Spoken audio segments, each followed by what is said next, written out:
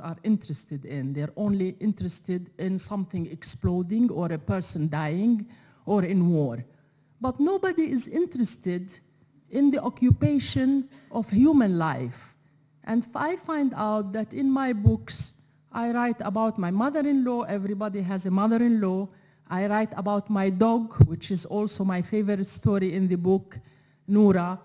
And I write about, how I went crazy dancing, and I will share with you other stories. And I found out that people really like two things. One of them, people like to laugh, because Palestine, Iraq, Syria are very, very sad stories. And you cannot tell a sad story with another sad story. And I always say the most serious thing in life really is a joke. There is nothing more serious than a joke. And many people tell me, how can you laugh about Palestine? But I said, if you don't laugh, you cry. There is nothing in between in the case of Palestine. And it's better that we tell a story, crying, making a point, just joking about it. But I also think that when people live under occupation for 50 years, this Israeli occupation is one of the most cruel occupations. And this is an occupation that stops people from having a normal life. Nobody thinks about that, Nobody thinks that the occupation means that you cannot reach to a university. I taught at Birzeit University, and there were many days I could not reach my students. I remember in 81 when I went there, the Israelis closed the universities for 7 months. It means that a child cannot go to a school.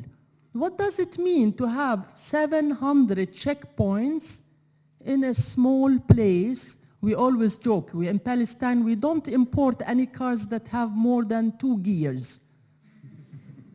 And people ask why? Because first, second, you stop, there is a checkpoint. You don't need a 3rd gear.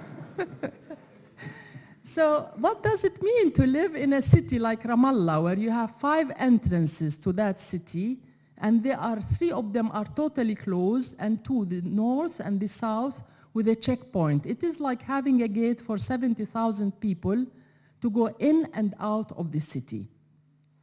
But then I decided really people love the book because they know my mother-in-law. You have no idea how much my American publisher told me, your dog made more publicity to Palestine than anybody else.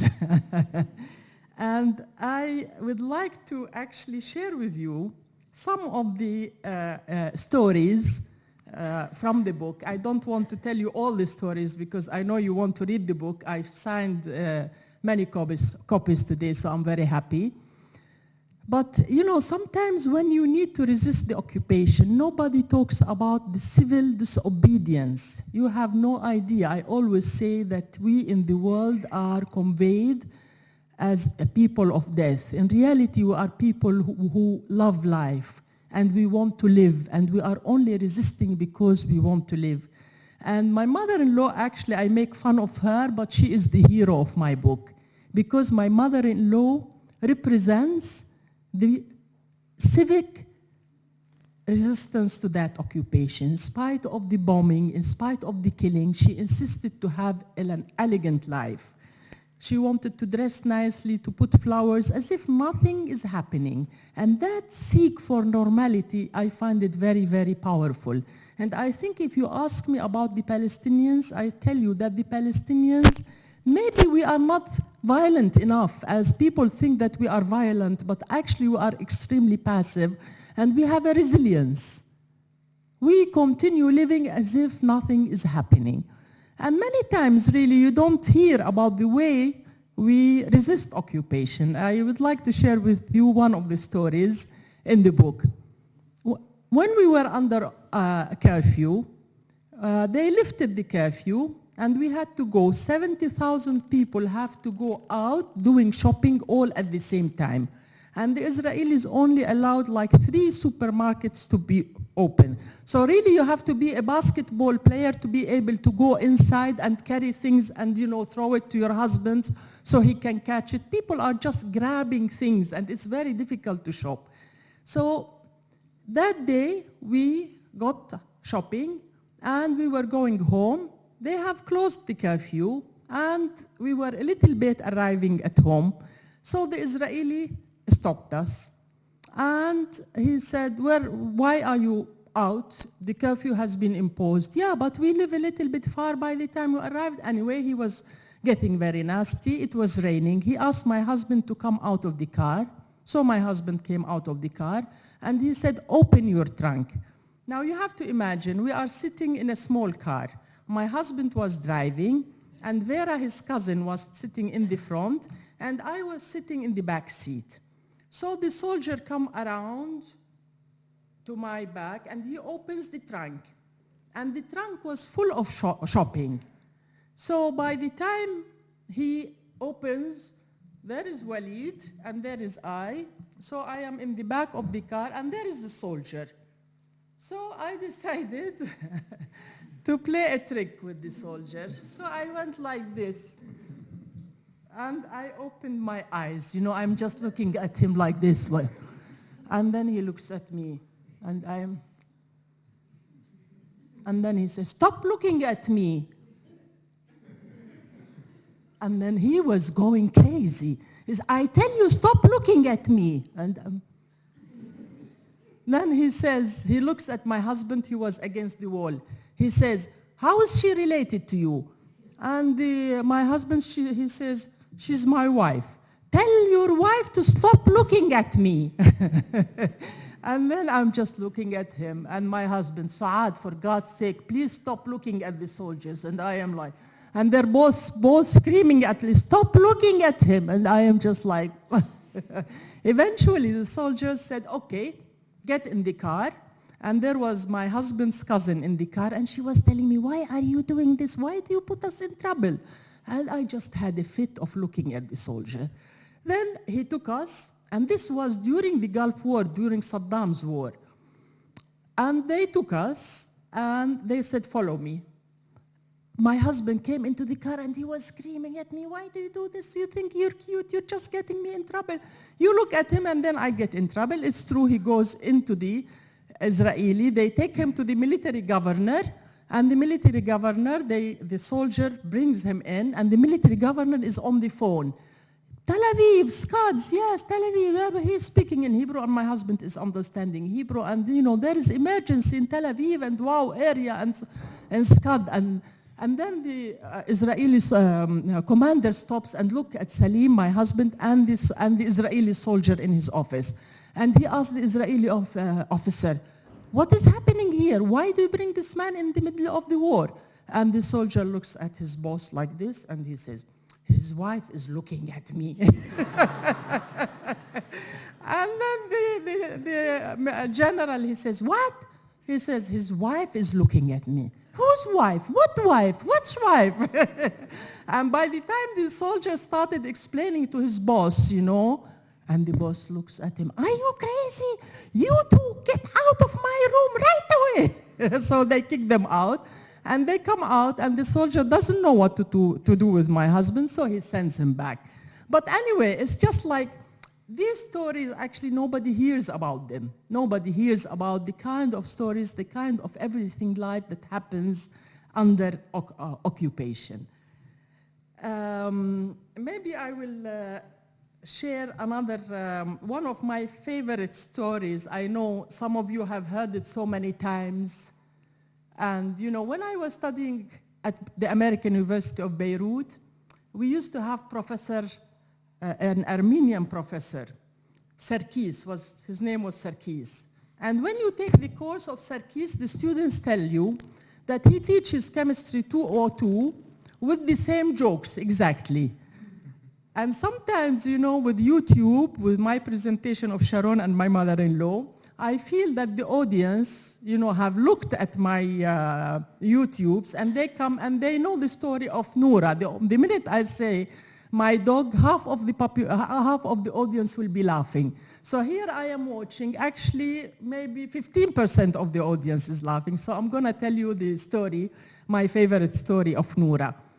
I just happened to have a little dog. Ever since I was a little kid, my mother loved animals, and we always had dogs at home. And actually, there was a dog for 13 years who took me to school and brought me from school. So sometimes I have more relation with my dog than my husband, and my husband gets very upset because I talk to my dog more than I talk to him sometimes. But anyway, I had a dog, and in Ramallah there was a vet. And I asked the vet to come to take, to give the dog a vaccine. And he came and he looked at the dog. It's like, what's this dog? She has no breed, and she's a female dog. You want to give a female dog a breed without a breed to spend $30 to give her a vaccine? And I looked at him. You must be out of your mind. What's wrong with the woman dog, that has no breed? He really treated her very bad. So I decided I'm not going to deal with Dr. Hisham anymore. So after 1 year, Noura is looking at me. It's like, Mama, it's time for my vaccine. You're not going to send after Dr. Hisham? No, Mama, I'm not sending after Hisham. What do we do? I don't know. There is only one vet in Palestine. Then my secretary comes to me one day and she whispers in my ear, Saad, I have a solution for you. It's like, what is it? There is an Israeli vet that I take my cat to her, and she's really very good. Haram, you cannot leave your dog without a vaccine. So I look at Noura and I said, listen, Noura, I personally don't go to Israeli doctors. I have boycotting the Israeli doctors. And then she looks at me, but Mama, I have no nationality. I am sorry, I may not be Palestinian myself. So she convinced me, the dog. I said, okay, maybe you're not Palestinian. Let's go to an Israeli doctor. So I take her to an Israeli doctor, and there is Tamar, an English woman, very civilized, very nice. She put Noura, she plays with her, she looks into her eyes, in her ears, in her mouth, and cuddles her, and Noura's feeling very good. And I was saying, where are you, Dr. Hisham, to learn a little bit from the Israeli vet. So anyway, the Israeli vet, after a while, she tells me, what's your name? I said, Suad. Suwan. Where do you live? I live in Ramallah. You live in Ramallah? I said, yes. And where does Noura, the name of the dog, where does Noura live? Noura lives with me in Ramallah. There seems to be a problem, she tells me. I said, what is it? They can discriminate against me, it's okay. But to discriminate against my dog, it's not possible. What is it? She says, these vaccines are really for West Jerusalem dogs. I look at me, I'm Jewish dogs, I say. She says, well, there is not Jewish dogs. But I said, yeah, Jewish dogs and Palestinian dogs. You are discriminating against her because she's in Ramallah. She told me, let me see what I can do about it. She goes out and she comes back and she says, well, Saad, if you pay $30, we can give it to her. I said, okay, the same price like Dr. Hisham, actually, in Ramallah. So I paid the $30. I was very happy. And then she comes back, and she comes with a paper, and, I look at the paper she's carrying, and it says passport. So she comes, and she tells me, what's your dog? She opens it, and she says, do you have a photo? I said, my photo. She says, no, your dog's photo. I said, what is this? She says, this is a passport. In case if you go to Tel Aviv airport, you must take this passport with you. I look at Noura. Noura Habibti, do you realize you are getting a West Jerusalem passport? You know how many Palestinians will kill to have this kind of passport? There are 1.5 million people in Gaza who cannot reach the airport. There are another 2 million who are living in the West Bank. Noura Habibti, do you realize what you're getting? You are getting a Jerusalem passport. And Noura is very happy. Yes, Mama, I told you I may not be Arab, So she sits down and she fills all the information. And she says, just when you travel to Tel Aviv, of course she doesn't know that we are not able to go to Tel Aviv these days. But anyway, We come out of Noura or out of Tamara's office, and I am carrying Noura in my right hand, and actually the passport in my right hand, and Noura in my left hand, and I am going to Ramallah. I tell her, Noura, you know what? If I go right, we go to Jerusalem. And in Jerusalem, before Jerusalem, there is the Qalandia checkpoint. And no Palestinian is allowed to go. So I said, listen, Noura, now you are a citizen, an Israeli citizen, let's go to Jerusalem. And Noura says, okay, let's go. So I drive my car, and we reach to the Israeli checkpoint. And from my car, the blue plate, they know that we are Palestinians. And no one from Palestinians can take their car to Jerusalem. So I arrive, and the soldier comes to me, another soldier comes from here, 5 soldiers are surrounding the car. And then the first soldier says, where are you going? I said, Jerusalem, of course. He said, Maazeh. I said, you heard me, Jerusalem. He said, show me you have a permit. I said, No, I don't have a permit. And he says, do you have a permit for your car? Oh, my car? No, I don't have a permit for my car. And then he says, and how do you go to Jerusalem? How do you expect to go to Jerusalem? I said, you have not met Noura yet. Come, Noura, come, Habibti. She comes and she sits on my lap, and she gets her head out of the window, and she's looking at the Israeli soldiers, and she was very small with big ears. And she's like a radar. She's going like this. And then I told him, this is Noura. And he said, yes. And I take the passport, and I said, and this is Noura's passport. He gets amused. He takes the passport, and he starts looking at it, and the name, and the date of birth. I said, this is Noura, and she is from Jerusalem. But, she doesn't know how to drive, and I happen to be her driver.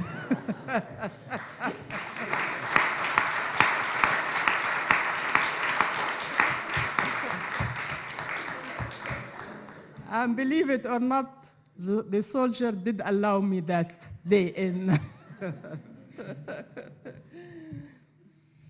Well, anyway, I just want to, as my mother used to say, I can speak for 3, 4, 5, 6 hours, but I would like to open it for the question and answers. But I just want to tell you that really, I don't know how many of you realize that the Israeli occupation is one of the longest occupations that existed in history.